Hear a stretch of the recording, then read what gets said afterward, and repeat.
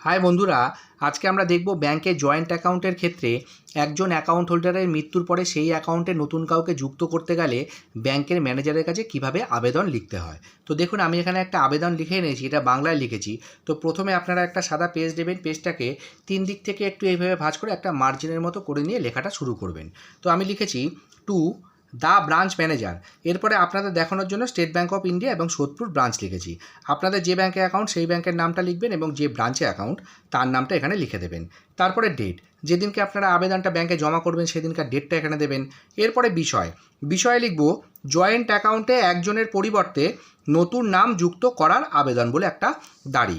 তারপরে একটু নিচ থেকে মহাশয় মহাশয়া, আপনার কাছে আমার বিনীত নিবেদন এই যে আমি লতা রায়, আমার স্বামী বসন্ত রায়ের সাথে একটি জয়েন্ট সেভিংস অ্যাকাউন্ট আছে এই ব্রাঞ্চে। আমি এখানে যে নাম এবং টাইটেল ব্যবহার করলাম এগুলো কাল্পনিক, আপনারা আপনাদের হিসাবে লিখবেন। তারপরে যার নম্বর বলে এখানে আপনাদের সেভিংস অ্যাকাউন্ট নম্বরটা লিখে দেবেন, দিয়ে একটা দাঁড়ি। তারপরে আমি লিখেছি কিন্তু গত 28/3/2024 তারিখে তিনি মারা গেছেন, তাই বর্তমানে আমি চাইছি এই অ্যাকাউন্ট থেকে ওনার নামটি বাতিল করে ছেলেকে যুক্ত করতে। তারপরে একটু নিচ থেকে আমার ছেলের বিবরণ বলে নাম, বয়স এবং ঠিকানা। আমি এখানে এক ধরনের কারণ দেখালাম, আপনাদের যদি অন্য ধরনের কারণ থাকে সেটা আপনারা এখানে লিখবেন।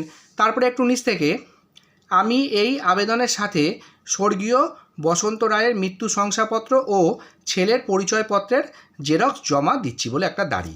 তারপর আরেকটু নিচ থেকে অতএব মহাশয় মহাশয়া, আপনি অনুগ্রহ করে যত দ্রুত সম্ভব আমার এই অ্যাকাউন্টে স্বামীর পরিবর্তে ছেলের নামটি যুক্ত করে বাধিত করুন বলে একটা দাঁড়ি। একদম সহজ বাংলা এইটুকু লিখবেন, লিখে নিচে ধন্যবাদান্তে অ্যাকাউন্ট হোল্ডার একটা সাইন করে দেবেন, আর এই সাইডে অ্যাকাউন্ট নাম্বার বলে অ্যাকাউন্ট নাম্বারটা আরেকবার লিখবেন এবং মোবাইল নাম্বার, একটা ভ্যালিড মোবাইল নাম্বার দিয়ে দেবেন। তো এইভাবে আপনারা আবেদনটা লিখে নিয়ে যাবেন এবং যে যে ডকুমেন্ট চাবে তার জেরক্স করে এই আবেদনের সাথে অ্যাটাচ করে জমা করে দিলে আশা করি আপনাদের কাজ হয়ে যাবে।